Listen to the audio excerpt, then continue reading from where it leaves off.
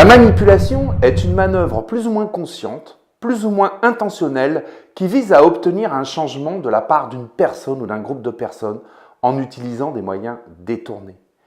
Il s'agit d'obtenir que la personne dise, fasse ou pense quelque chose qu'elle n'aurait pas dit, fait ou pensé sans l'intervention de celui qui utilise la manipulation. La manipulation fonctionne d'autant mieux que la personne manipulée a le sentiment d'avoir agi de son plein gré, dans la plus grande et la plus totale liberté. Vous connaissez le dicton « La peur n'évite pas le danger et elle n'est pas toujours bonne conseillère ». Il me paraît plus utile de connaître les mécanismes de la manipulation, d'être lucide sur ces pratiques et de repérer les gens qui les utilisent contre nous, mais sans dramatiser les choses à l'excès. La manipulation fait partie de la vie et nous sommes tous des manipulateurs en puissance. Si nous commençons à voir de dangereux manipulateurs à tous les coins de rue et à nous méfier de tout le monde, alors il vaudrait mieux que nous allions partager la vie des conifères en plein cœur de l'Oural. Là, au moins, nous ne risquons absolument pas d'être manipulés par qui que ce soit. C'est ce que nous croyons souvent. Il faut dire que la plupart des livres qui sont publiés sur le sujet ne parlent que d'une forme de manipulation, la manipulation perverse.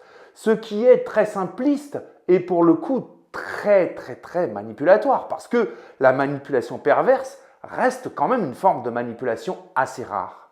Mais les gens ont une réelle attirance pour ces histoires dans lesquelles il y a d'un côté les méchants prédateurs et de l'autre des proies naïves, trop gentilles, un peu idéalistes. Cette vision binaire des relations humaines continue aujourd'hui de produire des bataillons de victimes et de pervers en puissance. Personnellement, je ne trouve pas ça très sérieux.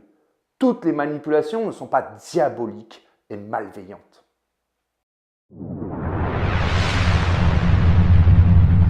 Oui, aussi étonnant que cela puisse paraître, on peut aussi manipuler les gens pour leur bien.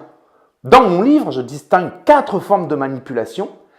Et la manipulation bienveillante qui sert les besoins, les intérêts, l'évolution ou la santé des personnes manipulées en fait partie. Quand on veut obtenir un changement positif de la part d'une personne, la manipulation bienveillante est plus efficace que les explications rationnelles, les menaces, la morale ou les contraintes. C'est l'éternelle question qui nourrit des reproches fréquents, mais retournons la question.